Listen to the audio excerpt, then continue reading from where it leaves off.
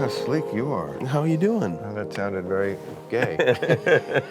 And I'm touching you. Yeah, it's all right. You are. You touch. look like, I don't know, that shirt looks like some sort of, you're either like a mastermind who runs the world, a little Dr. Evil-y, or, I don't know, you look... Can I tell you what I am? What?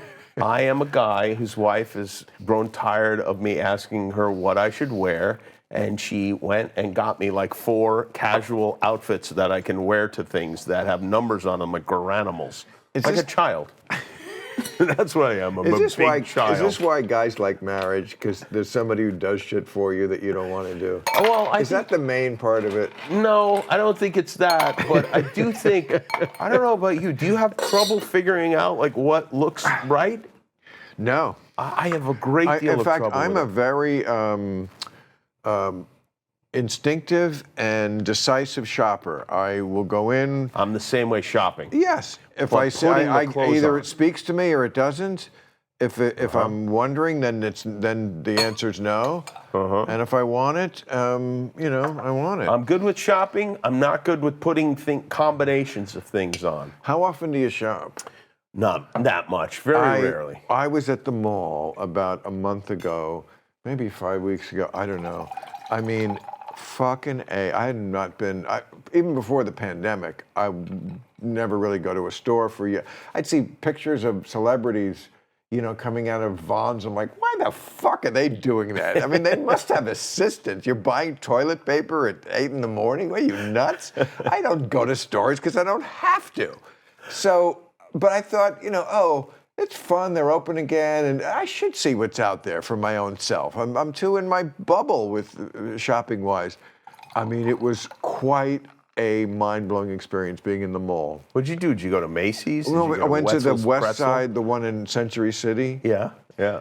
Part of it is outside. Yeah. Interesting, like the people with masks on were the least likely to be felled by the Andromeda strain. It was all the 22-year-olds with masks on outside. It just fucking made me crazy. Do you ever wear the mask so you can... I will never wear a mask unless you force me to. I won't even do it anymore, like just if it was walk into my studio, okay, we're playing this game. No, you have to yell at me and then I'll do it. I wear the mask sometimes just so I can walk around like Michael Jackson with my face covered. So, you're coming right from your show? I am. Oh, thank you. Oh, no problem. You're such a good Happy to guy, be here. Jimmy. Yeah, sure. I'll have a little of that. This is from Mike Tyson. Is it really? Guests of Club Random with Bill Maher smoke pot given to Bill Maher by other guests of Club Random with Bill Maher. Provided by Mike Tyson. Right. I've smoked with Mike Tyson before. Who hasn't? He doesn't kid around. He loves his... Well, you know what? For you and I mean, pot is whatever it is. I think for him, it really... I got my Eddie Vedder lighter, although these Zippos are terrible. They don't work. But I think for Mike, he really... it makes him a mellow, very different guy. And he's not a guy you want to be unmellow.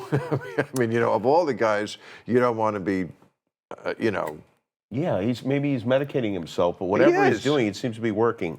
It's totally working. Did you see that fight? On he the plane? fought, who did he fight? Roy Jones Jr.? I don't know, about 6 months ago?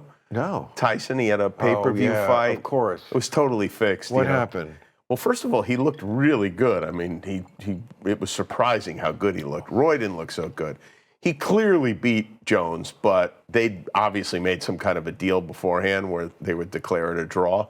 It was not a draw, but it was a draw at the end.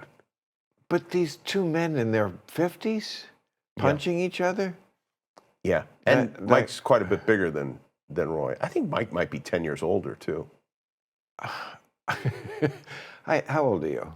I'm 54. Can you imagine a man punching you? I mean, how fucking ridiculous is that? Let me tell you something. Today, I did something today in which children threw dodgeballs at me while I was trying to shoot a basketball, and it was an absolute nightmare. I was getting hit with these light rubber balls. I was like, oh my God, this is terrible.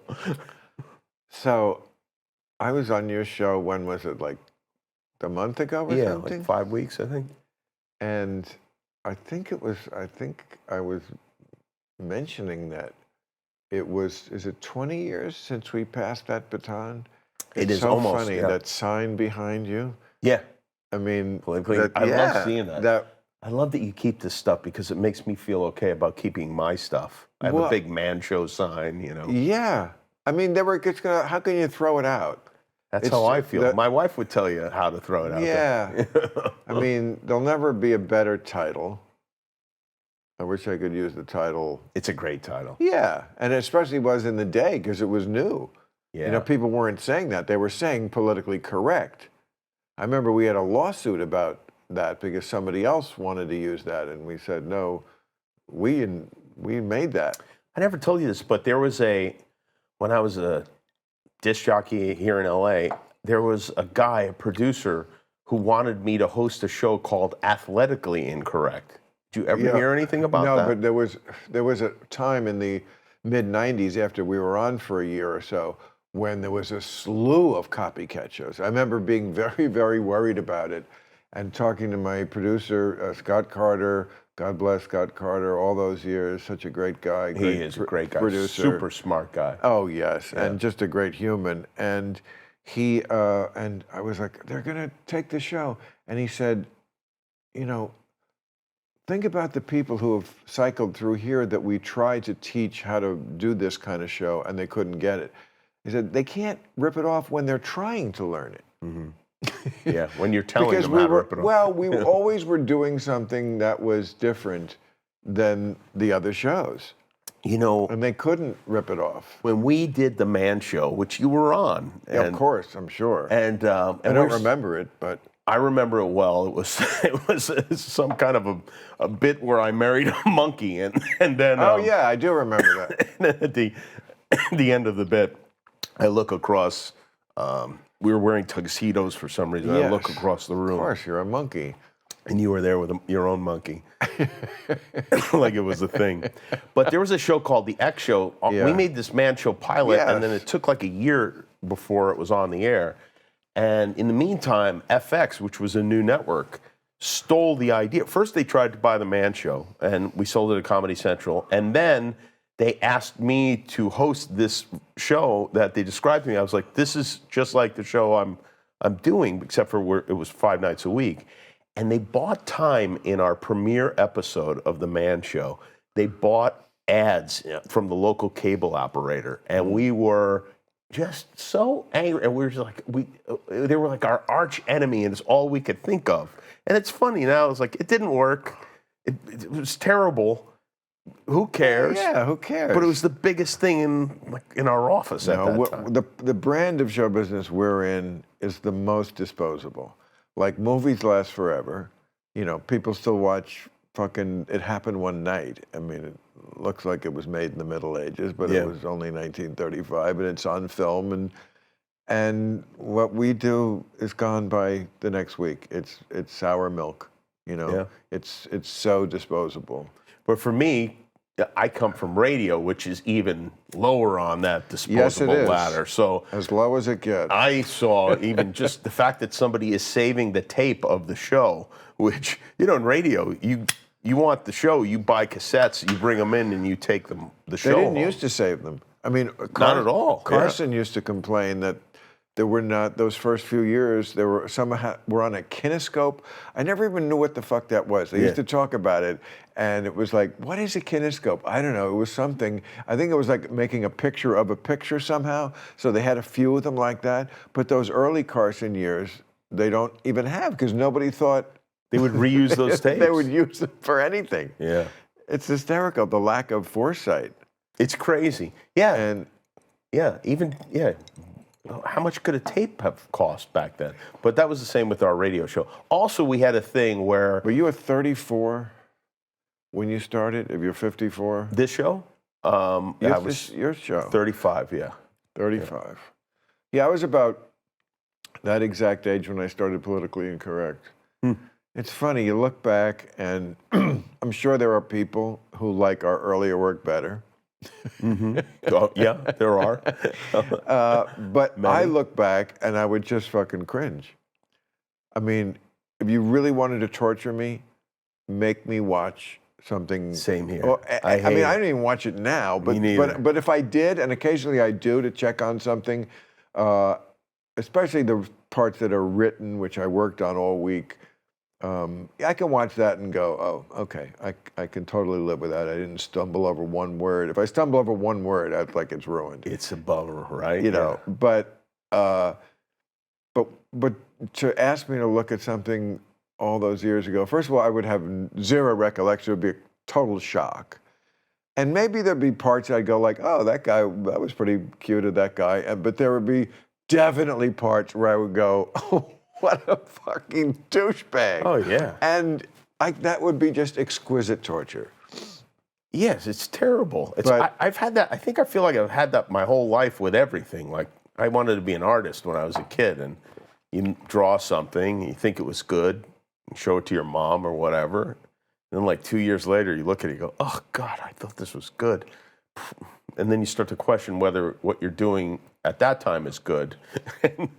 I guess eventually you probably reach a point where you've peaked, where maybe you'll enjoy looking back because you were better. No, I don't think I ever would, because I feel like, I mean, what I really want to be is the most sophisticated I can, in the best sense of the word, not a pretentious sense. And I just was less sophisticated at that age. I might have not have been unsophisticated for my age. Right. But when you look back from 50s and 60s at 20s and 30s, you're not that sophisticated. You think you are, and you're more than you were when you were a teenager, of course, but you're just not what they, I think, used to call seasoned. Mm-hmm.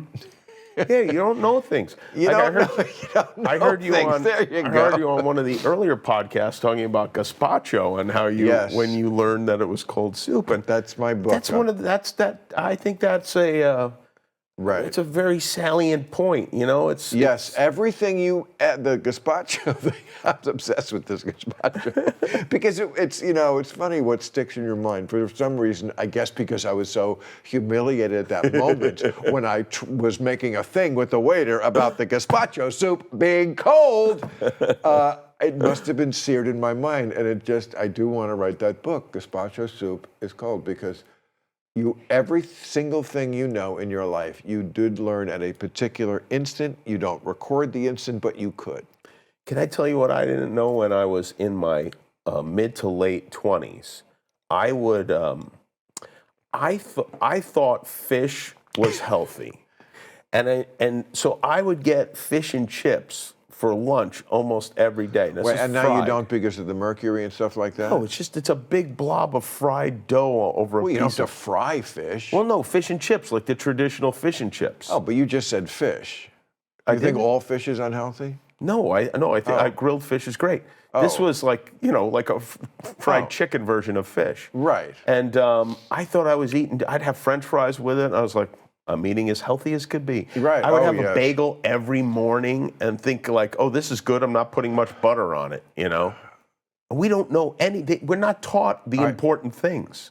Well, now you're, Jimmy, wading into my deep your- end of the yeah, pool, because this yeah. is the area that makes me ballistic. We could spend the whole rest of this time talking about this subject, but I feel like maybe I have an ally in you. I don't know if I do on You all do. these things. You do. Really? Oh yeah. Okay, but let me just address the general first, which is that somehow at 66, even though I understand that my body is not in the shape it must have been internally and in some ways externally that it was, I'm so much smarter about my health than I was in my 20s and 30s, that in some ways I'm actually healthier. And you can look at even in the numbers. I feel the same way. Which is amazing, because to your point, I had so many bad ideas. And of course, when you talk about bad ideas about health, that's given the fact that we already, with our best ideas, don't know a lot. So if you have bad ideas based on other bad ideas, that's a lot of bad health. And yes, I was the same way. We all thought that I can't believe it's not butter. Yeah. Was what you should eat, and now it is illegal. That is trans fats. Trans fats are illegal, and that is what they told us to eat 15 years ago. To be healthy. This is why I am so skeptical about COVID and all the way we handle it, because the bigger question about health, they just don't know that much, and they're wrong a lot. So don't sit there in your fucking white coat and tell me, just do what we say, because when have we ever been wrong? A lot. You've been wrong a fucking lot, including about this. I seem to remember 6 months we were wiping off the packages. Right. Lots of things you're wrong about. The vaccine would prevent you from getting it, no, or giving it, no. Okay, you weren't trying to be wrong, but don't be arrogant about how much you're right, because it's not very much. Do you feel, though, that now, knowing what you know, do you feel like you're in that place that you were at 10 years ago or 20 years ago, where the conventional wisdom is what we accept? We know that grilled fish is good for us. Some are maybe not. Some are worse than others. But well, we know maybe we'll find out it wasn't. I mean, any fish that lives in the ocean is never going to be 100% good for you, because the ocean is a fucking cesspool. We've turned it into that. There are many lakes, and you can have a nice salmon fresh, out of a river. Yeah.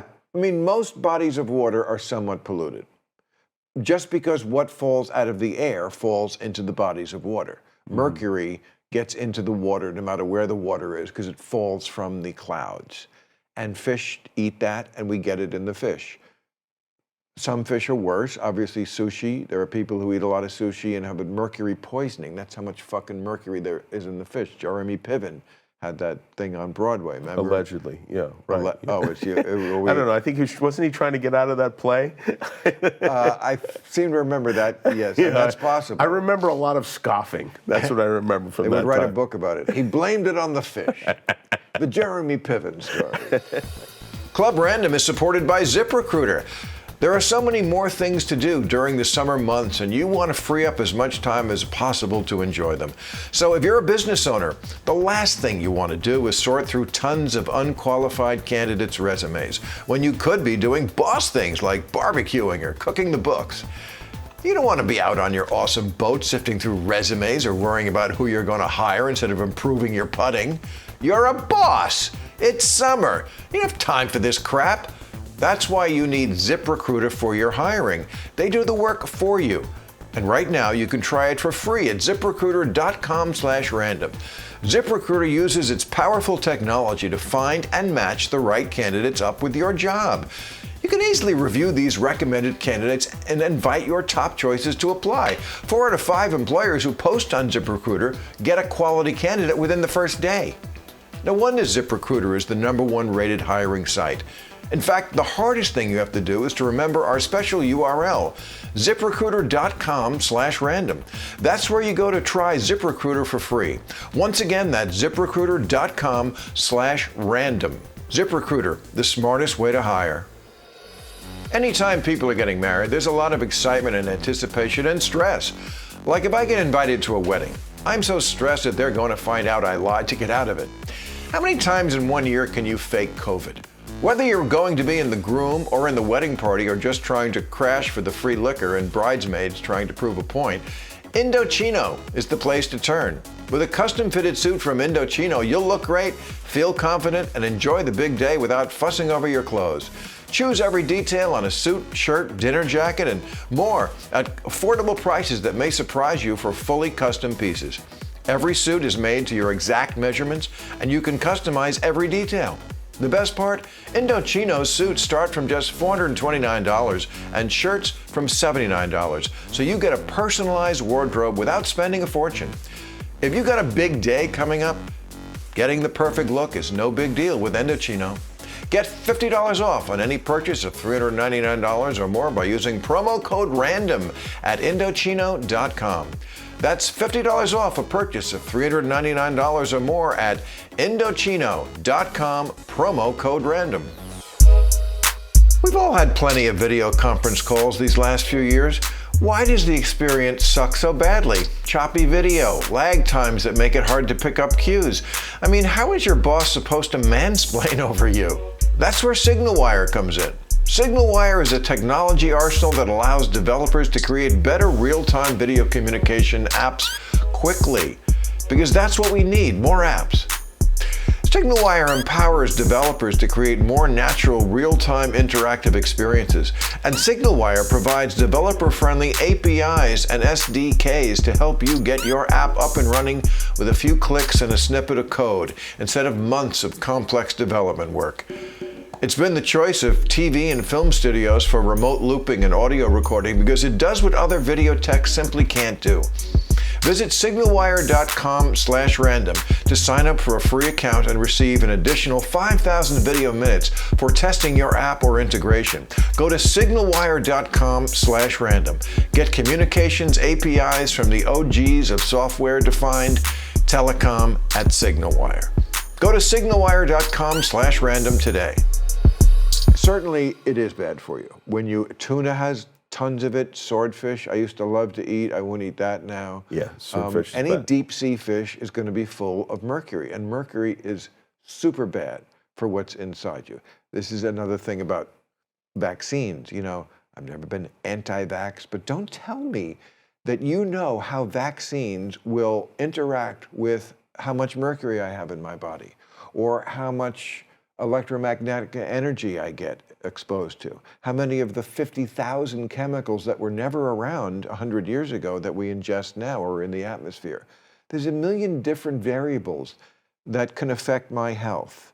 So Right. don't pretend that there are definitive answers about any of this. But don't you, do you regret having the polio vaccine, the rubella vaccine? Did you get the shingles I would vaccine? have to go through them case by case, because to me, vaccines are always a case by case. There are some, yes, that I would endorse, and some I certainly didn't want the COVID one. You didn't want to get it? No, and I did. Because I couldn't have led a life without it, and still couldn't today. But I'm not going to get any more of it. No, I will for sure. Yeah, well, I mean, we're different on that. Yeah, But yeah, I don't know. I don't know. Even the idea that mercury is bad for you, how do we know that? mercury is bad for you. We do know that. But how do we know it? Who told us this? Okay, well, peer-reviewed studies told us this. Right. And it's almost commonsensical, but I mean, look, I'm trying to lay out the case that I'm the medical skeptic. Right. But if the question is mercury bad for you? I feel like that's on the side of settled science. I'm good with that one. I don't need to look into that one anymore. Mercury in your system, not good. Do you feel Neither is lead, Yeah. which we also have in our Well, no, body. I'm not saying Or cadmium. they are good. I'm not These even are- questioning it. I'm just well, why do we decide that certain things metals in people's body is something that they don't look into enough, and is very often, I've certainly anecdotally heard from people who say, I know one person in particular who was like, she had all these horrible kind of those diseases they call fatigue diseases. Yeah, Epstein-Barr. Epstein-Barr, which is a virus many of us have in their bodies. I have it in my body. Lots of, fatigue syndrome, whatever they want to call it. And she said, looked at a million different things, many different doctors, had the mercury drilled out of her teeth, problem went away. Mercury, they used to drill it into, I had it drilled. Yeah, I had it, yeah. Did you have it drilled out? Yes, I had them Right. removed. Well, if you're Yeah, the metal fillings. if you're not sure about that, why'd you do that? I was a kid. My parents, I had no decision really in it. They drilled it in and then drilled it out while you were still a kid? Yeah, they drilled in when I was a little kid and drilled it out when I was like 13 or something, 14 maybe. Wow. Yeah. They said they had to. It was like falling out. Yes. Yeah. And it's bad for you. Yeah, I don't know what their reasoning was. Their reasoning may have just been, It's poison. We wanna That's sell you the another reasoning. filling. We don't want poison leaking into your body from your teeth. yeah, I mean, that could have been it too. But Yeah. I tend to think that, I tend to think that they're just like dentists trying to make another $60. Not in this case. Yeah, well, no, If you leave here thinking one thing about Club Random, I hope it will be mercury bad. Mercury bad, don't get Mercury in my body if I can help it. I was going to ask you why it was Club Random, but I think I understand. I don't think I need any explanation. It's interesting, you and I, we have so many things in common and so many things uncommon. Yeah, that's true. Like you're a guy who loves to be married. Yeah. And I'm a guy who obviously doesn't. Right. I mean, and is your wife still the head writer? She's the head writer. That's executive unbelievable. Producer of the show. Talk about someone who you can trust, huh? Yeah. Because that's a real trust job. Totally. If you and also who knows you. It's like chief of staff if you're president. Yeah. Right. Who knows what you would want and right. not want? Right. Even more importantly. So it's not just the shirts that she does. Yeah, it's not just the shirts. It's the show, service. And the shirts. That is a hell of a wife you got there. Yeah, no, she's good. Sometimes if I think of something funny in the middle of the night, I'll make a lot of noise so that it wakes her up, and then I'll act like I did it unintentionally, and then I'll tell her the funny thing that I thought of. And she courtesy laughs, but I don't think she's... But then she puts it in a bit? Oh, no, it's usually ridiculous. You have some, I must say, you do have some classic bits. The tweets bit. That was her idea, my wife's idea. Really? Yeah. That is not it's a good bit, every bit is a classic. That's a classic. Yeah. And the other one, the, bleeping. Yeah, the unnecessary censorship. Yeah, that's something I started doing on the radio. Is that right? Yeah. Really? Yeah. Goes that far back? Yeah, it's just it was funny to put bleeps where we had to cut the tape. A scream. Where they don't belong. I always got a kick out of it. Yeah, that's another gold. It's those things, those like recurring. Oh, what a life raft that new is. New rules, obviously, and some of when you figure that out. I don't know if it's true. I don't know it for a fact. I just know it's true. And our 24 things. I love those refillables because we're old school fans of the old. We grew up on. I mean, I know you adore Letterman. Yeah. Right. He's your big hero, right? Yeah. Letterman, Howard. Howard, yes. Yeah. Oh, and he's still your boyfriend. Yeah. Now, how did you wind up Howard's ass, but you couldn't get up Dave's? That's my question for you, Jimmy Kimmel. I'm sure you tried. No, I feel like Howard, no matter what he says, seeks human interaction. And I don't know that, at least with me, I don't know that Dave would be interested in that. And I would never want to bother him. But Howard and I have a lot in common. We started he's still a radio guy. I was a radio guy. I got into it because of him, really. And my uncle would send me tapes of the show on WNBC. He'd make a cassette tape. He'd send me one once every 2 months, and I would listen to them over and over again. I feasted on them. Right.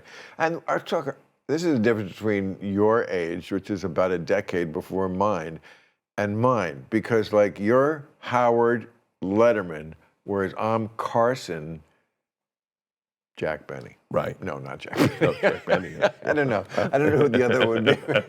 But it was probably somebody on the radio. I did listen to the disc jockeys on WABC, Dan Ingram in the afternoon, Cousin Brucey. I didn't want to be him. Dan Ingram was very, very sophisticated, but definitely Johnny Carson. And, we wanted to be that guy. I think that guy to us was, we were never going to be like the athlete of the school, Right. That's not what we're going to be. We weren't going to be the leading man in the drama club, but we could be that guy, That was our version of James Well, I remember when college kids I would talk to started talking about Conan in the same way that I spoke about Letterman, because it's whatever the first one you're exposed to is the one that means the most. Right. Johnny, for you it was Johnny, and then everybody else after Johnny is like. When there was that Conan Leno kerfuffle, right? Ugliness, not since the war between the states, really, or maybe it was the rap feuds between East and West Coast. I don't remember, but not since something. Was there something that was that contentious? I remember at the time. This is so funny. It was 2009, I think. Yeah, it sounds right. Okay, so my girlfriend at the time was 25, and I remember, it was a very important thing in our world. Yeah. And I was explaining to her, I said, well, it's a generational thing. Leno is 59 and Conan's like 46. And she went, yeah, that's the same thing to me. And I actually felt better because I was like, oh, you know what? That's good because that means I'm in the same boat with everybody over 40, And and that category is, You're out of range. right, fuller, but I don't know. I mean, were you a team? Were you Team J or Team? Oh, definitely not Team J. No. No, I was like. Oh yeah, you have a feud with him. I was kind of in the middle of that whole thing. You have a feud with Jay Leno. Not anymore. I did though at About one time. what? He's such a nice guy. I know you always say that, and I go, What am I not seeing? There's this evil Jay that I don't see. Really? I mean, is that really what you think? Tell me what you really think. You think I am blind to a Machiavellian side of Jay Leno? Maybe. I don't. Okay, you can say that. I mean, unless you're like joking. I'm not joking. He's quite clearly a cunning individual. Let's just say. I mean, because come on. he hid in the closet that time? He who hides in the closet and listens in. But on his own. Who's ever done that? Okay, but he did it. It's like a soap opera. Wait a second. He did it on his own behalf. He didn't do it to rat fuck someone else. He did it rat fuck Dave. What do you mean? To rat fuck Dave? Letterman. I mean, how did that rat fuck Letterman? Well, it was part of his campaign. I mean, you go through the whole thing, but basically that was part of him gauging what NBC was planning to do. I don't recall exactly what that conversation was. Do you? But I think it may have been about. But they were vying for this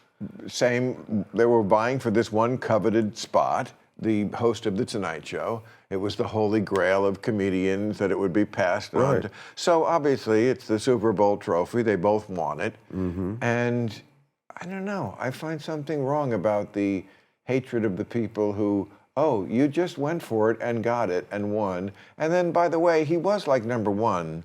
They fired him twice for the sin of being number one in his time slot. I mean, it's not like I don't know if that's why they fired him, but yeah. Well, they fired him because they thought, well, we better look out. Why? Because he was such a hard guy to work with? No, I just think they saw Fallon surging, and they saw that as the immediate future. But There was a time where the ratings between those shows were getting close, which is very unusual. It speaks to the need in this business. Kids, if you're watching and you want to get in the business, you need someone talking for you, an agent, a manager, somebody, because Jay Leno had no one speaking for him. He was his own representative. Whereas I think it was Ari Emanuel, one of the great talkers of all time and great people, I love him. I think he was in the ear of the NBC exec saying, you need to think about the future. Yeah, sure, Jay is number one now, but you know what? What about the future? Let's get ahead of this. And so they fired him for being number one twice, and his successors did not do as well. I'm just saying these are the raw facts. I think it's more complicated than that. Well, tell me tell me the complicated part. Well, there's a couple of things. I mean, first of all, Conan wanted the 11:30 spot, and he went to NBC and said, "I want the 11:30 spot. If I don't get the 11:30 spot, I'm going to become a free agent, and other networks are going to offer me the 11:30 spot." Which was happening, by the way, something that was happening. Right. And NBC said, "Listen, we want to keep Jay on. We want you to be the 11:30 host. What we'll do is we'll make a deal in 5 years. We'll give you the Tonight Show." And Conan now has to make a decision: should I go to ABC at 11:30 or stay here and wait and be a good soldier and take the Tonight Show at the end of it? Yeah, ABC. You. I know. But at the time, they were talking to him, and Fox as well. To replace you with him? Yeah, to push me back or whatever, move the show a little. I was on at midnight at that time. And Conan then had to make a decision, do I go to another network or do I stay here and wait? And he said, okay, I'll stay and wait. And then when he put in his 5 years, they broke the deal. Oh, so he did stay 5 years. He did stay 5 years. And then Jay, who knows a lot about television, a lot about TV ratings, maybe more than anyone I've ever met, I'll bet. was offered the 10 p.m. slot. Now, they don't have to violate Conan's contract. Jay knew that lead-in is hugely important and that NBC had dramas that were fairly successful in those slots, and they were bringing a pretty big audience to The Tonight Show.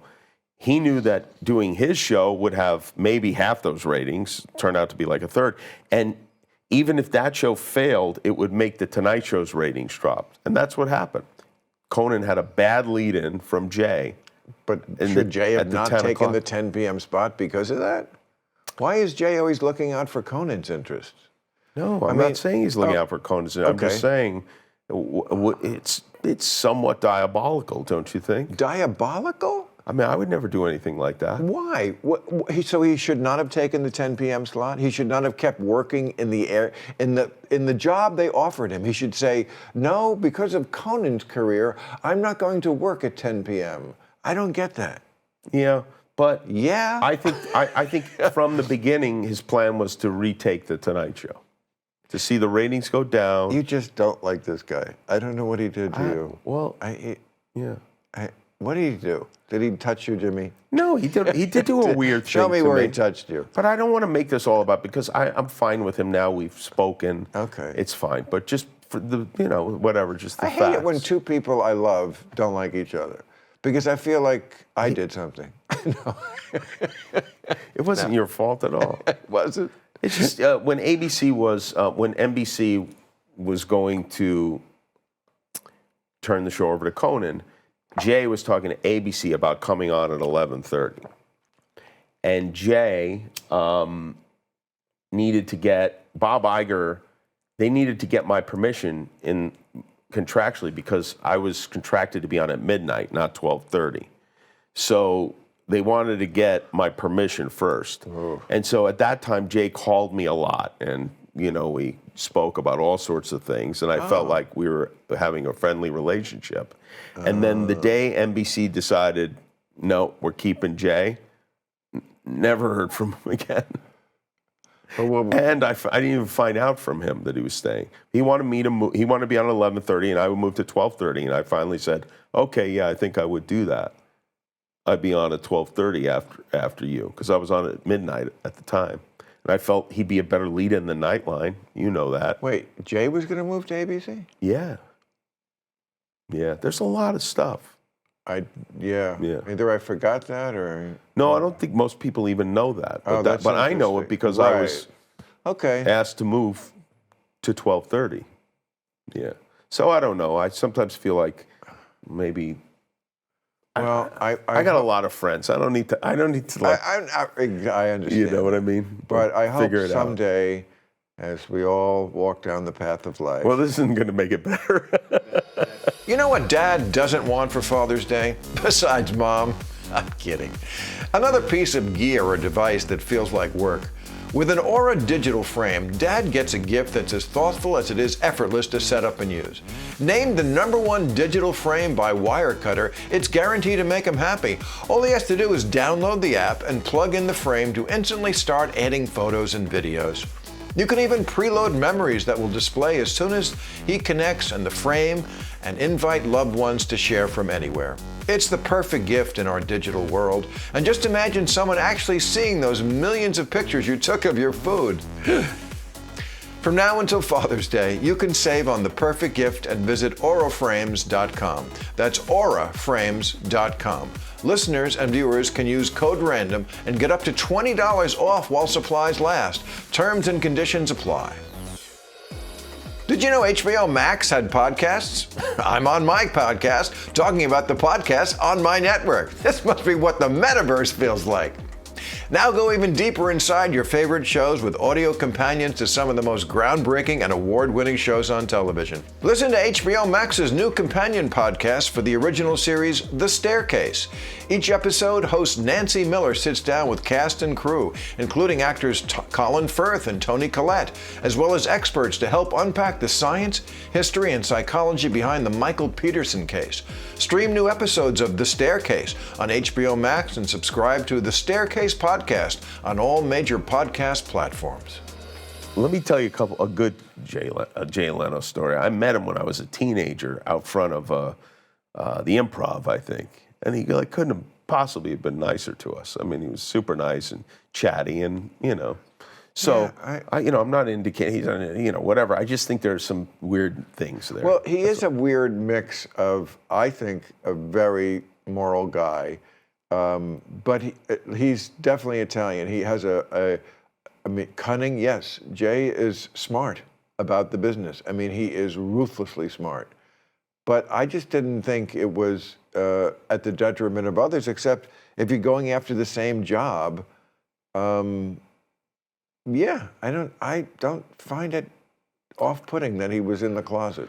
Yeah, from my point of view, I got to know who he was from his appearances on Letterman. And I thought he was cool because Dave put him on, and they seemed to be friendly, and he would give Dave shit. And he was always so funny. Oh, so funny. Those were great. And then it seemed weird that then after Dave kind of opened that door for him, that he'd be squeezing his way through the other one.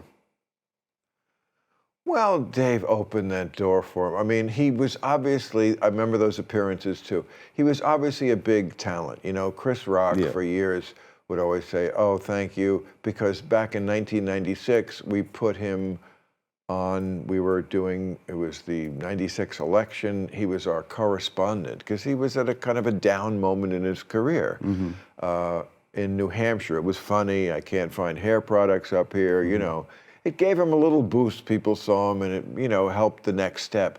But I always said to him, Chris, I didn't do anything. You're a giant talent. It would have happened anyway. I'm glad that we were able to work together at a moment that was beneficial for us both, but it would have happened some other way. You're Chris Rock. And I but kind the of feel difference this, is that's how Chris feels. Right? It's not about how you feel, it's how Chris feels. And Jay is Chris in this situation. And this Chris is not so grateful. Interesting the way you threw that trump card down on me. I must say, I'm a little taken aback. But, okay, well, someday I'm going to do a Frank Sinatra to your Dean and Jerry. Not that you were ever Dean and Jerry. But it's because, there's so few people who can understand what you and me and Jay, and there's a little club of people who know what it's like to do a talk show and talk to many, many, many different people over the years. And I would be hard pressed if someone had a list of every guest I've ever had to read them and make me identify exactly who we're talking about, because I just I don't remember everybody, Regis. Yeah. I mean, Jimmy. That's funny. Especially because he's dead. He's not even. Oh no, is Regis dead? He did. He passed away. Yeah. That's a relief. I feel bad. I mean, I feel good. I feel bad. I feel good that he was around for so long, and terrible that it had to end so quickly. I had Regis and Joy and Don Rickles and his wife Barbara over my house for dinner one night. I cooked them dinner, and one of the things I love about old guys like that is nationality means so much in their characterization of you. Like Regis, look, he's Irish. He's drunk. He's drunk. It's with Don, all he could think about is my mother's Italian. It's the kid's Italian. He's Italian because I think he thought I was Jewish at the outset and was kind of hoping I was Jewish, but then it became the mob and spaghetti and all meatballs and all that shit. Nothing about you reads Jewish. You say that? Really? Yeah. Most people think I'm Jewish, yeah. Really? My last name rhymes with a Jewish word, and and also when I dated Sarah, I feel like a lot of people presumed that I was Jewish. I never presumed. Thank you. You just do not. You do not. I don't have Judar. That was a but joke, of course. You do not set. If I had Judar, you would not set it off. Is it big? The big crucifix No, on my hairy I chest? I feel like it's part and parcel to your amazing success. Really, 20 years is a long time in that piece of real estate.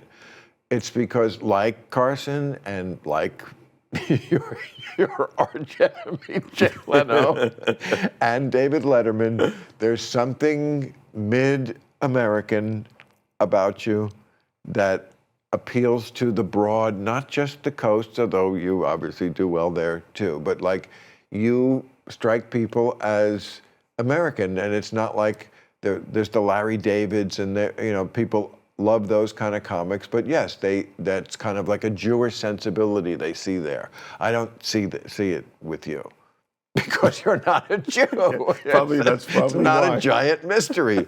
And for America, that's good because Jews are like 2% of the population. It's very good to be able to do well also in Muncie and lots of other places, And I know you hate to be compared, but you and Jay, you both have your thumb well on the pulse of Middle America. You wouldn't have survived for that long in that spot if you didn't. Right. I like that ice bucket, by the way. It reminds me like my parents had one like that when we were in the 70s, I remember it being, I still have mine right here. Okay. I remember being attracted to it in some way. Attracted? That sounds sick. You know what I mean? No, I don't. Like you're attracted. I mean? No, What but do like you one day. You want to fuck my ice bucket? One day I'm going to be a man who has an ice bucket. Oh, yes, definitely. Well, the people I looked up to, like Manly, who I wanted to be a man, and if I was a man like these men, I'd be with lots of hot chicks, were Johnny Carson and James Bond. Yeah. They were the right age, and it's interesting, they weren't like young. They weren't old for sure. But all the they were celebrities like were 40s, older then. Yeah. 40s. 40s is like the perfect age. Yeah. Like fully a man, although I was, I guess, I don't know. Like I said, looking back, I don't want to do it. But still like attractive, look good. Yeah. Dean Martin also, I must say, I could tell that my mother was hot for Dean Martin, like watching the 10 o'clock, the Thursday 10 o'clock show he had, comes out with the perfect tan, sideburns, the tuxedo and, just white teeth and it's like, oh yeah, I would love to. I said, well, I can't be Dean Martin. And I don't want to be Jerry Lewis. It's got to be something in the middle. Carson, Who's your all-time favorite baseball player? All-time favorite baseball player? Well, there will always be someone, a connection for someone my age who grew up in the New York market with Mickey Mantle. Oh. A Yankee. Yes, my father appeared at the head of my first grade classroom one morning. I was shocked because I'd never seen my father at the school. I didn't know what I thought, maybe that it was an emergency or a disaster. I was in trouble. But he was there to take me to my first baseball game. Like it was like... And he didn't tell you? He just showed up and got you? Showed up. That's like a fucking Marine back from Afghanistan. Oh, that's great. And, I remember I have a clear memory of him talking to the teacher, and he must have been saying, hey, I know I shouldn't be doing this. I know the school day's not out, but it's our one chance to go to a game, blah, blah, blah. And so there off I went. Wow. And, it's almost exactly the way Billy Crystal describes it often.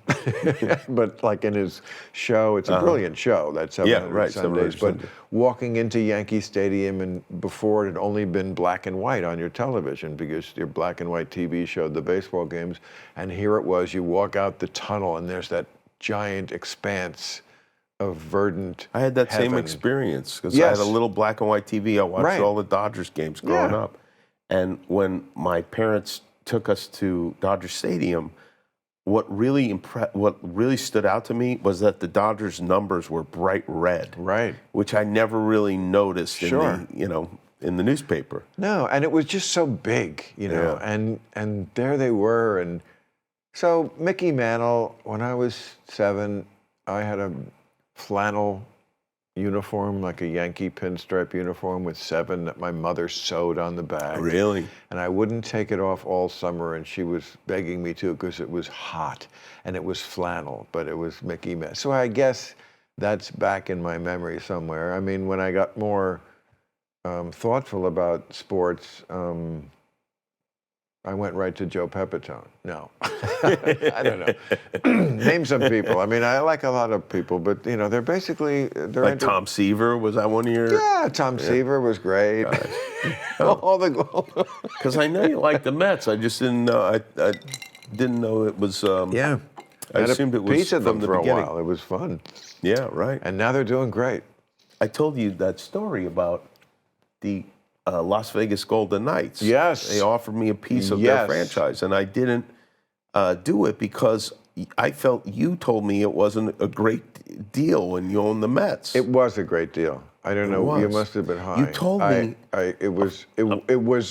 You told me that they never give you any tickets. You don't even have a parking space there. You always have to pay for tickets. I would never have said that because that was not the case. Must be I losing had my my own mind. parking space. I mean, I made a major life decision based on this.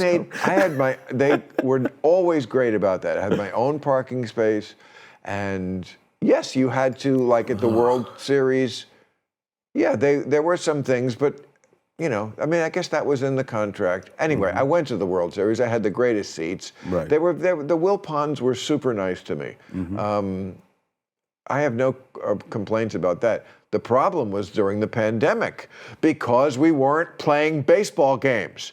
So they have these things called capital calls when you're an owner and you don't, the team losing a lot of money, you got to pony up. And so it was very scary to be running a baseball enterprise and not playing baseball. Right. And then when we did play, there was no one in the stands to buy hot dogs.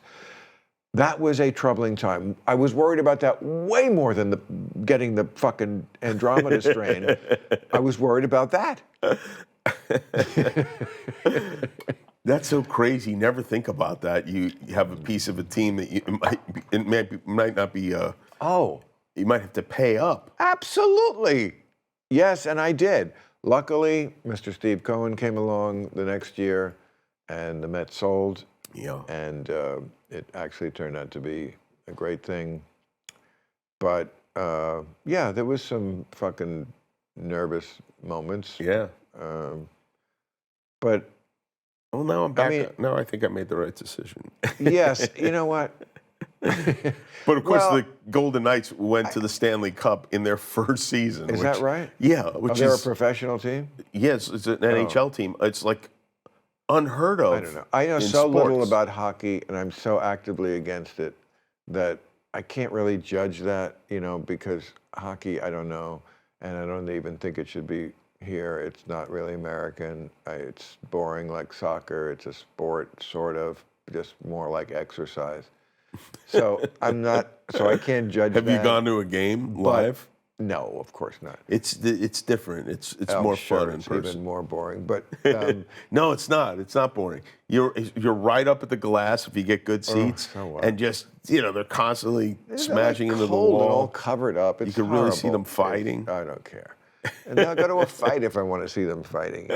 But in general, of all the things that goes up in value, this is why I did this deal back in 2011, sports teams. People in this fucking country, you know better than anybody, love sports. And those investments never go down. Could they? Yes, in a small market, but not the New York baseball franchise. Mm-hmm. There's only one National League baseball franchise, and it's not going anywhere. It's like Mark Twain said about real estate. God made the earth, but he ain't making any more. And they ain't making any more National League baseball franchises. Yeah. So I don't know if that's anything like what this one is in hockey. Doesn't sound like it has quite the tradition. No, but it's been hugely successful as far as attendance and fan excitement. And it was a really big story. Like it hadn't happened in any professional sport since like the early 60s, I think. But if somebody offers you like something in a legacy team, and when I say legacy team, like if there's like a World Series, as there usually is, without the Mets in it, so I don't really care who wins. I always root for the team that's been around longest. I root for the team whose baseball cards I had when I was a kid. If it's the Detroit Tigers against the Marlins, fuck the Marlins. The Brewers in the American League. Not even the Brewers. It was the Milwaukee Braves before they went to Atlanta. When he went to Atlanta, wow. Right. Yeah. Hank Aaron. Yeah. I also had a card that said Bob Clemente. Really, Bob? Nice. Because he couldn't say Roberto. Because that was, for that era, that was a little too ethnic. Bob Clemente. You have baseball cards? I do. I have some baseball cards, but they're cards I collected when I was a kid. You got to come over one day. And I am over. What am I, 10? Yes, apparently I am. Baseball cards. You got to come over one day, seriously. I'll go through my cards. You got good ones? Yeah. Amazing. Like, that's great. Like the years like 60, like maybe 3, 4, 5, something like that. When I was like 7, 8, 9. Very complete. Did you flip cards when you were a kid? Yeah. Yeah, we somewhat, used to do that and you put too. them in the spokes of your bike. Yeah. I valued them too much to do that, but we'd flip them all the time. It was just nonstop gambling with the cards. I got a Mets team card once, and this kid, team card. Oh, the checklist. Mets team card was Remember fucking the checklist big. card? Oh, yeah. And the kid, this kid Mark, his parents owned the grocery store in Brooklyn, Milk and Stuff. And he was so upset that I got the Mets team card. He made them open all of the cards in the store. And they didn't get another Mets team card and wound up trading him the Mets team card for all of those cards. Hundreds of cards. It was like a scene out of Willy Wonka. It was like they're opening these packs, looking for this Mets team card. Do they still have cards? Oh, yeah, sure. Yeah, cards are bigger than ever. You know, I not only have baseball cards. Oh, Jimmy, when you come over here, we're going to have such a good day. Not only do I have baseball cards, I have other cards that were Beatle cards. Wow. Batman cards. Yeah, I've two seen those. kinds, one drawing, one photograph. Really? Yes, two editions. Martian cards. There was a movie, Jack Nicholson was in it. It was called something, Let's Go to Mars, or Mars Attacks. I think it was Tim Burton. Tim Burton, right. Mars Attacks. That was from a set of cards that I have. Wow. Still, as a kid. Did you collect wacky packages? What's that? You know, wacky packs? No, what's that? Wacky packs. That was a big thing. Like they'd take like a product, like a tube of Crest toothpaste, and they change it to Crust, and Crust would be coming out of it. You know, like that kind of stuff. I think I have those cards. Yeah, I love those wacky pack cards. I have Munster cards. Really? Wow. Or maybe it's Addams Family, one of those. Yeah. And you remember buying them when you were a kid? No. Huh. I don't remember. I don't know how I have them.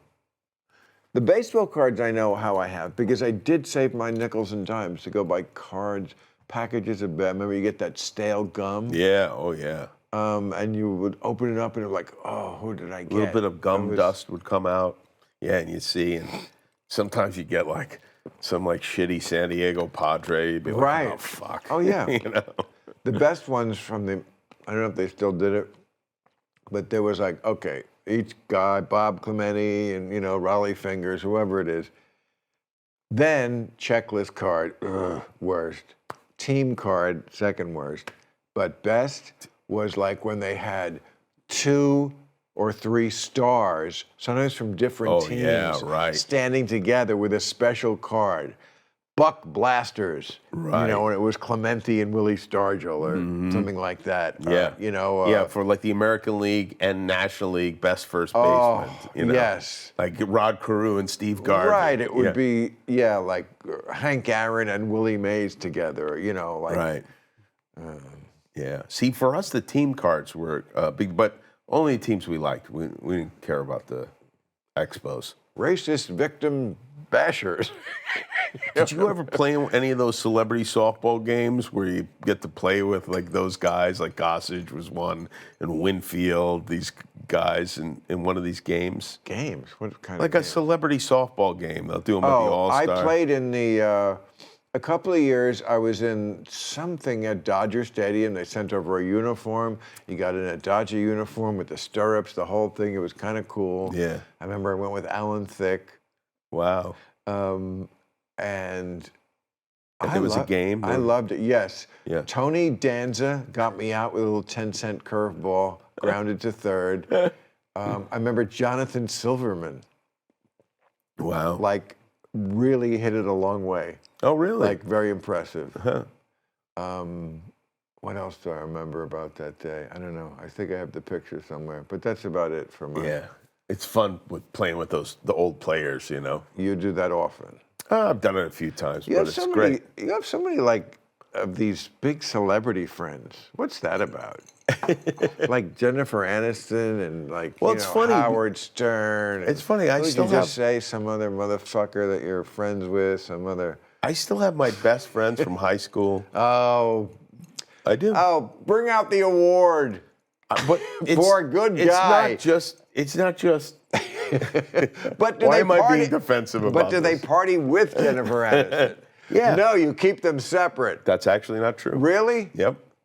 Actually, specifically not true. In fact, But would she my go out friend with Jimmy them? Gentleman, who was in Jimmy town- Gentleman? Jimmy Gentleman's his Come on, name. there's nobody named Jimmy. Jimmy Gentleman, and there's actually two people named that, him and his dad's John Gentleman. I But think of you as Jimmy Gentleman. it's funny, my Uncle Vinny was like, thought it was a nickname. He's like, cause you're like the jerk, and he's like the gentleman.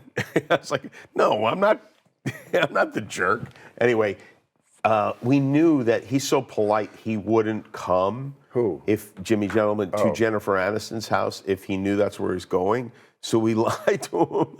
We told him we're going back to our house, and just drove there, and he was a nervous wreck the whole time. Why? Because he felt he was not worthy to set footage in. Yeah, which is not true, and he loosened up after a while. Right. I hope you slapped the snot out of him. He needs to be disabused of that notion. Yeah, well, I think that- he was disabused. Well, okay. Yeah, no, If you insist. I'll let you talk to him. I would. I agree with you. I would like to interview Jimmy I Gentleman. agree with you completely. And try to convince him. I what do lost you my like? lighter. You know, Try to convince him that just because he is one of your Memphis Mafia, I assume that's why you keep him around, Jimmy. I assume he's like the Memphis Mafia. He is your gopher. No, not at all. He lives in Las Vegas. He's got a wife and children. His kid just went to college. And you make them work for you too? Is No, that what nobody it's works. like? Nobody works for me. I know, I'm fucking with you. I'm a comedian. Who are you? You know, I've been smoking this, so I think it a see. little. Jesus Christ. And what are you drinking, seriously. wine? I'm drinking wine, yeah. Jesus, what are you, Have you ever Orson had it? Welles in 1985 with your beard and your wine? Yes, I am. Do you remember when Orson Welles was on the, shall we say, downslide when he was a fat old doing those legend? commercials a for that. fat old legend. Shitty And he'd always be wine. on like Merv Griffin, and he just made the rounds, and it was Yeah. like, you know, of course he's a legend, but that was the elephant in the room. It's like, okay, you haven't done anything in 30 years, but you're Orson Welles, and he would, I guess, regale them with raconteur-like tales of Hollywood. One time, Rita Hayworth was twerking on my balls, and Wouldn't you love to have a reel of him on talk shows? You know, from the 70s. it would not be hard to find. He's wearing a scarf. Yes, exactly. A scarf, a cigar, always a prop cigar, and a big cloak because he was just big as a house by then. And of course, Lana Turner was always twerking on his nuts, which he referred to as the Magnificent Ambersons. Is that true? No, it's one of his movies. What? It's one of his famous movies, is The Magnificent Ambersons. It's actually, some people say, his best movie. I watched Citizen Kane recently, again. It's like one of those movies that you watch every 10 or 20 years because you think, maybe I missed it the first time, why it was so great. It was like, maybe I missed it the second time, why it's so great. No, it's not bad, but it's a little like the Mona Lisa. Very overrated. Like, it just sort of got to this place in the public consciousness, and, no one ever accused them of being geniuses. So, like, they just made it, they just anointed this thing to be like the greatest picture, the greatest movie, and it's neither close to the greatest. It's an interesting movie. I like it, but enough. It's just not what they say it was. However, Gone with the Wind, as overstuffed as it is still... Casablanca is a good one. Oh, yes, Casablanca. Really, I talked about this, I think, with Quentin Tarantino here. It doesn't make sense because the whole thing hinges on the idea that there are these letters of transit, which can get you out of Nazi-occupied Morocco. And if you have the letters of transit, the Nazis will never touch you. And that is not really how I see the Nazis. You don't think a letter of transit would... That's just right. Me. No, I don't know if that may be true. Letters of transit. So do you have movie nights at your house where you watch, I'm sure a giant mogul, even though you have your high school friends still, like you, gets the big movies that are out, so they want you to see it, so you'll promote it. And I get a link to those. I watch them on TV at my house. And watch them from where? Where are you? Typically alone. Where are you when you're watching? In the living room. In the living room. I have a 100-inch TV that's about 13 years old and starting to show it. 100 inches. It's a huge TV. I'll take out just enough to beat you. But okay, so you're watching in the living room. You watch it with Molly? Yeah, usually. Okay. Hopefully. So this often not. And then you talk about it after, your assessment of it, or this is something. You want to know really how I do it? Honestly. And I wonder if you do this too. I will. If the producers tell me it's good, I'll watch it. If they don't, I won't, because I don't want to have to give any commentary that isn't positive. And I think it's better to just be honest, and I haven't seen it yet. Exactly the conclusion I came to. Yes. Yeah, right. It doesn't come up as much for me because I'm not on 5 nights a week like you are, and mine is not And you're not plugging their mostly, product. sometimes. Yeah. But, Rod Stewart was on a couple of weeks ago. I like Rod Stewart. I've listened to him forever. He's Rod Stewart. He's great. It's not a problem. He's one of those Dean Martin type guys, Rod Stewart. Oh. That level. I think he was more, Dean Martin was mostly a myth. He was not really a drunk or a womanizer. Rod Stewart really. He was a golfer. Yeah. He was a golfer, yes. He's a strange guy. He drank himself to death at the old, remember the place that was Hamburger Hamlet? It was on the corner. Really? Yeah, it's now some other trendy thing, but it was the I remember that place. corner of right where Sunset goes into Beverly Hills.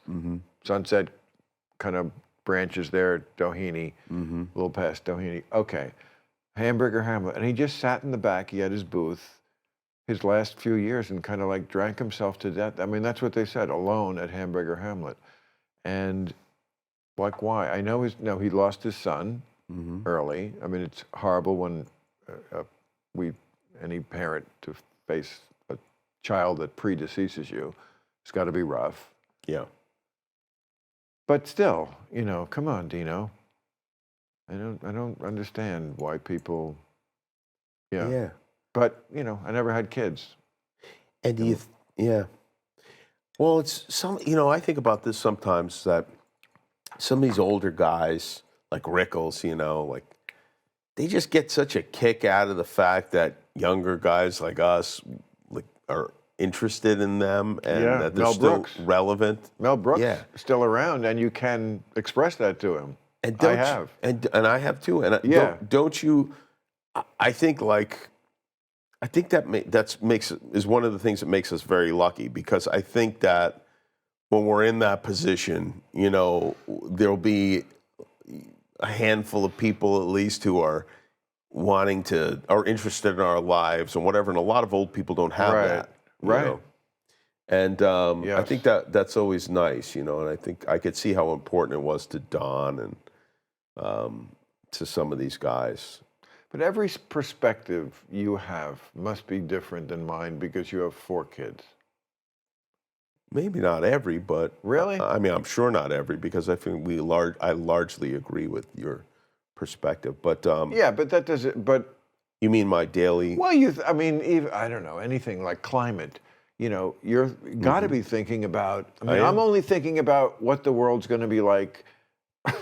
Sadly, for the next 20 years. You know, to be real. But I mean, but I like, love that. Like, you've got to be thinking about what the world's going to be like for the next 80 because the kid is 10. Sure, and then they're gonna have kids. Yeah, and yeah, I do. Sure, I do. But you know, Norman Lear does too, and he's 99 years old. Is he really? Yeah, he'll be 100 in July. What does he think about? Climate change. Oh, climate change. You Right. know, he's, you know, I Right. think that. Right. Well, you have to have that attitude. You can't, once you feel like you're dead already, you're dead already. You have to feel like, yeah, it's all about tomorrow. I never look back. I mean, of course, you think You don't about really. Well, Do you waste water? Why? I don't know. Because I'm going to fuck up the future for your kids? No, I'm just asking if you waste water. I try not to. I don't do it on purpose. Right. Well, you didn't do it on purpose, but you won't leave the shower like going for 15 minutes. Absolutely not. Right. No. No, I don't do anything that So would I think waste you water. have an overall. But even if I did, it wouldn't make any difference. I mean, I'm one of, you know, Yeah, but it makes a 300 difference when like-minded people start doing those things, you know. And I think also for Well- people who do that stuff, it's good to hear that other people will do it. People are not going. I don't think we are ever going to get people to do enough to affect on a individual basis of voluntarism Yeah. to affect climate change. I just don't think you will. People want to live a baller lifestyle. All of them want to take a private jet. But if The only people who don't take private jets are the people who can't afford a private jet. They all want to. If they could, they would. If a private jet was cheap, the skies would be filled with private jets, which are the worst thing for the environment. Right. They're not serious about it, and that's okay. And there's countries like China and India where the people have been denied for all these years because of poverty, refrigeration sometimes even, certainly cars, and now they're getting them, and their view is, oh, we should give it up now, Right. now that you already enjoyed it, you rich white people, and now we're getting it, so that's not going to sell. That's not the way we get out of this, if we get out of it, which I don't think we will. Have a good night, Jimmy. Well, Say hi to your kids for me. I'm just being devil's advocate because I don't necessarily disagree with you, but I hope that we make the connection with these things to our children. We actually make that connection where we go like, oh, if I waste all this water, my children are not going to have water to drink, and their children are not going to have water to drink. Yeah, I mean, we should care about our we should. actual children. Well, If we don't care about the children of the world, at least our own children we should care about. okay, but if shoulds and buts were beer and nuts, we'd have a hell of a party. Yeah. We should do a lot of things, and we're just not. Again, it's not my fight even, because, like, I think the planet will be somewhat here when it's ready to get rid of me. Well, the planet will be here, yeah. Right. The planet's going to be fine. Yeah. People on it are fucked. Yes, but I'm saying I think there'll be some way to survive. You know, 100 years from now, 50 years from now, I don't know about that. I don't know. I mean, I always think things that are depicted in movies as the future always come true, because they do. And the thing they depict a lot in movies in the future is an apocalyptic wasteland brought about by either nuclear war or environmental devastation. Well, your original point I'm interested in is that you say that these movies, the things they put in the movies, eventually come true. Right. But, I mean, that's certainly not the case with everything. I mean... Jimmy, remember when we didn't used to have flying cars? Yeah. The flip phone that Captain Kirk had, we totally have. I mean, how about like the Jetsons had those food pills that were like your whole dinner, you know? Some people do eat like a lot of, I mean, Ray Kurzweil like has 300 pills a day. Remember Minority Report? Yeah. With Mr. Tom Cruise? Uh-huh. Okay. Probably one of your friends. Emily Blunt and Tom Cruise. Emily Blunt, yes. He was like moving things on a screen with his hands. I remember watching that and going, whoa, look at that. It was completely futuristic. And within 2 years, we were all doing it. And then 7 years later or whatever it was every but phone. they found out from the company that they were going to be doing it, and so they put it in. Well, I'm just saying, they imagined it on the screen, and then it became a reality. Right. And I worry that that will happen with the apocalypse. I mean, there's just a lot of these movies. Do you think Star Trek will happen, like where we'll have ships and we'll be shooting around all over the place? Not if we do the other one first. We wipe out civilization. Because, I mean, think of all those kind of movies. The, Mad Max, and the Barren Wasteland is one where Matthew McConaughey has to go discover another planet because nothing grows anymore. I mean, I could see us. No, I think we like to see those things in the same way like that we find entertainment in seeing murders.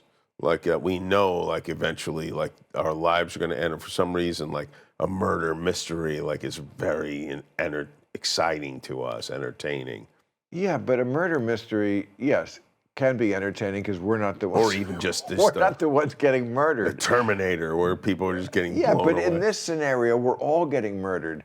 If nothing grows, I mean, that's the premise of that movie where, and I'm a fan of Matthew McConaughey, but like, come on, a scientist, he just doesn't read scientist.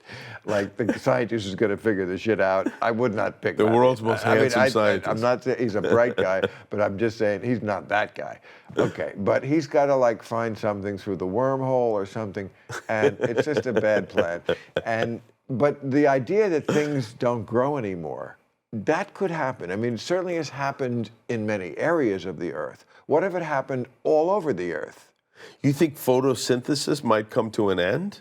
Well, I think you can burn out, you can make things too hot for anything to grow, yes. But you can, now hydroponically, you can grow things with very tiny amounts of water. Yeah, so you're saying we grow all the crops in your mom's basement? Yeah, basically. I don't know.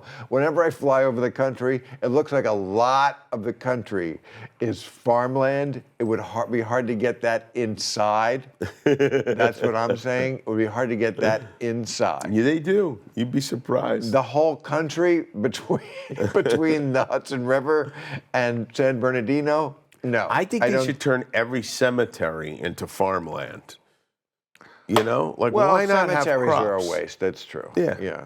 But people are squeamish about their dead relatives. Yeah. I mean, you gotta. I feel like my dead relatives would like a potato or a tomato vine on their on their crypt. It's more natural. You're right. Yeah. I mean, but that's one thing. It's very hard. I would not want to. If I'm going to pick my battles, pick that one. Like convincing people what to do with their dead relative. Right. I feel like they got their feelings about it. Right. It's very personal and emotional and not logical, and that's okay. I got to give them that. What a job to pick, though, if you think about it. What? A job where all day, every day, for weeks and months and years, your job is to console the relatives of dead people. Oh, you're talking about like a funeral director? Yeah. Oh, yeah. Right. There are jobs. I mean, obviously, proctologist is another one where you have to wonder, like, Yeah, with why all this the one? panoply Yeah. of professions available, I mean, gynecologist, I could see that's like a goof idea you had in high school. I got to look at pussies all day, and then you kind of just stayed with it. But the asshole one, I don't see that one. I think they get paid a little more Oh, well, maybe then what? than other specialties. All other specialties? You mean there's a special I think there are. I fee don't know. that they have I don't to know throw in? but I do feel like I've Yeah. looked this up. It would. I wouldn't even want to look this up because then what would come to me from people who thought this was my area of interest?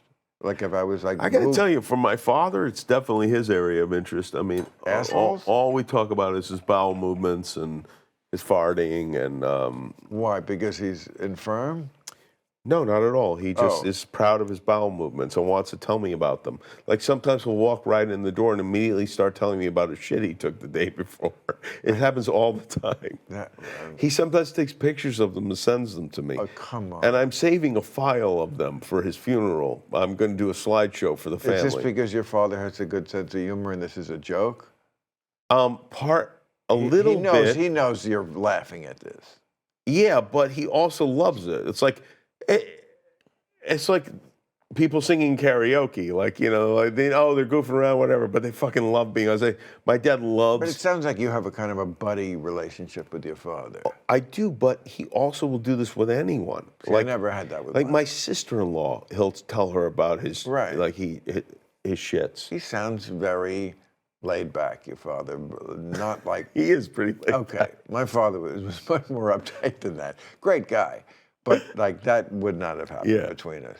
My dad looks just like Wolf Blitzer, like almost exactly, and is now he's still your mother. My parents are both alive. Yeah, still together. Still together. Yeah. Wow, how many years have they been together?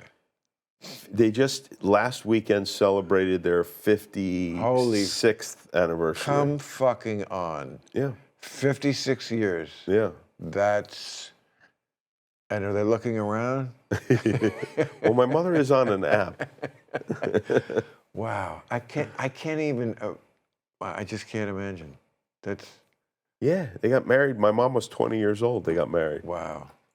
It's crazy. And what's their relationship like? Perfect? Because they've been through. No, it's not perfect, but it's big. never big. There's never any big anything. It's just a series of little. Well, I feel like marriage is, from what, of course, not speaking from personal knowledge, but from what I've seen and my parents, I feel like it's good in the beginning, and then it's a difficult period for like 50 years, which, where you're still like sort of, subliminally resentful someone of the other because someone's not getting enough sex, and sex is an issue, and it's a hard thing to manage a good sex life after you've been with someone for a while, blah, blah, blah. And then you get to a point where you're past that. I feel like I remember that in my own parents' marriage, when they got, and suddenly it's like you've traveled together. I mean, it's like you have this great golden years memory of your wonderful life together and all you built together and all those memories, and you don't have this monkey on your back about, and we should be fucking. Right. And that becomes like the second great period of a marriage. I think this is the way it is. It's just that little middle 50 years. It's just that 50 years in the middle. Other than that, it works like a charm. Yeah, it's just that. I call it an interregnum. But, oh, Jimmy. Yeah. So, all right, I gotta go back to my job. All right. Oh, yeah, I you got work really to do. appreciate you putting up with That was fun. was it? It was a lot of fun. I yeah. loved it, but It was a lot of fun. I don't know if you're just putting on an act for me. But I hope No, I hope enjoyed you it. I had a loved good it time. because I adore you. You're just such a great guy. Ever since you gave me that box of porn when we changed over jobs, You could have been a dick about it, and you know it's just never in your nature. People, you've done so well partly because you know when you're on TV that much for that long, the old cliche, you know, you can't hide. You can't hide who you are, you know, and people just like you, and they're right. Well, and they're right. Nice to say that. It's Thank true. you. Man. You know, I've told you the story of one of the great shows I ever saw was you and Seinfeld at Arizona State University when I was in college, and you were great. You were just so great. I remember. We were on the same show. I remember jokes from it. I remember. We were both doing stand-up on the same show. Yeah, you guys were doing a big college tour. Wow. It was you and Jerry and I'm forgetting a third guy, but it was just so great. And I remember thinking, Bill Maher was the funniest one. No, I did. I'm sure I wasn't. But Jerry was. You were talking about poppers and goofers and your father. Really? And, oh, really? Yeah. I guess this was like late '80s. Yeah.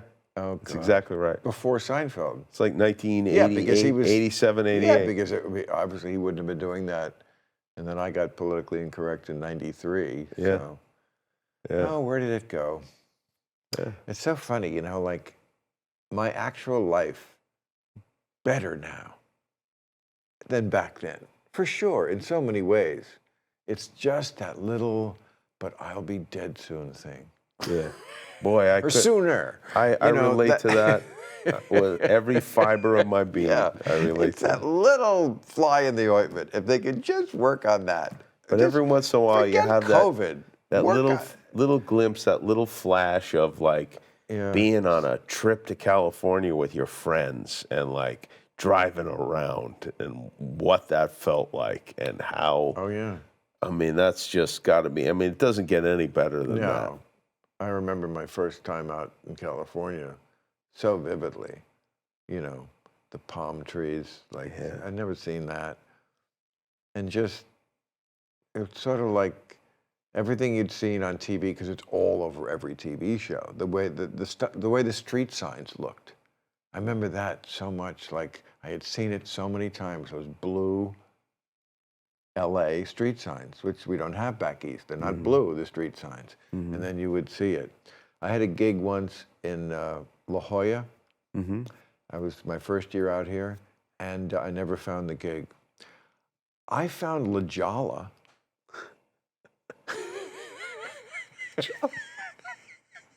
That's good.